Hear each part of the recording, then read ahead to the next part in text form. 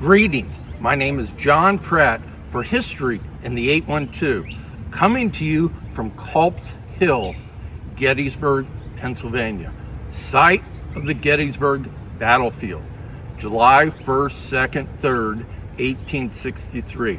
I'm going to tell you a little bit about the 7th Indiana, who was largely made up of volunteers from Decatur, Ohio, and Dearborn County. Now, they had seen battle, over 20 battles, Gettysburg, Antietam, Fredericksburg, Chancellorsville. In the morning of July the 1st, 1863, we're talking early morning, they're in Emmitsburg, Maryland. And their job was to guard the train station. By 5 a.m., a replacement regiment is due from Vermont.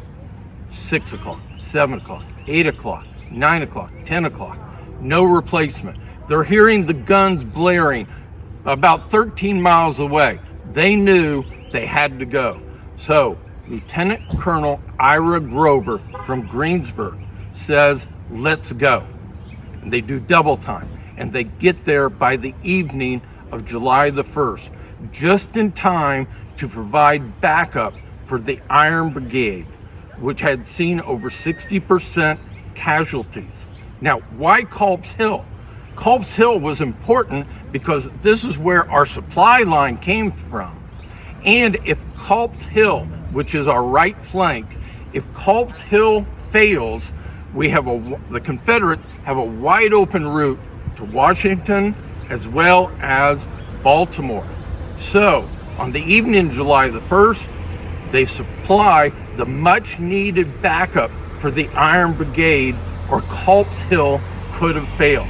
Which is why I think one of the reasons there's probably 100 monuments that you get here coming up to Culp's Hill, but actually on Culp's Hill, you have the 7th Indiana. Colonel Grover is out on a scouting mission on the night of the 1st, and he called out to the Confederates, halt, surrender. By the way, I'm quoting you from a journal from Orville Thompson from the 7th Indiana, the actual words of what went on that day. He comes back with most of the 42nd Virginia, among them a captain and a lieutenant, okay? And inevitably, we know what happens next. You get the famous Joshua Chamberlain, Little Round Top. You get the famous last stand of Pickett's charge. July the 3rd, we win the battle. Crucial.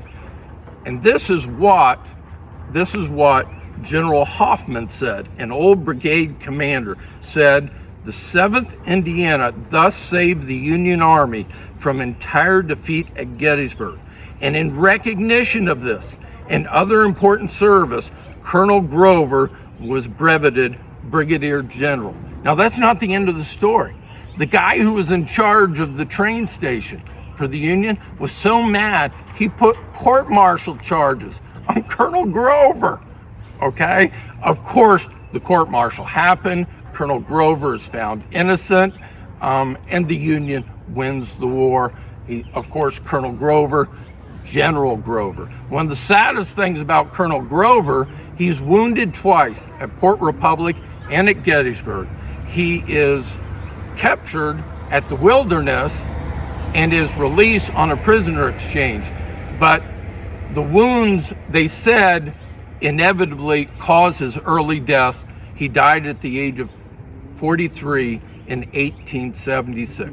Today, at Culp's Hill, Gettysburg National Battlefield, we say thank you to the 7th Indiana Volunteer Regiment, so bravely fought and held Culp's Hill, critical victory for Gettysburg. This has been John Pratt for History in the 812, and remember, every day of your life is a page in your history.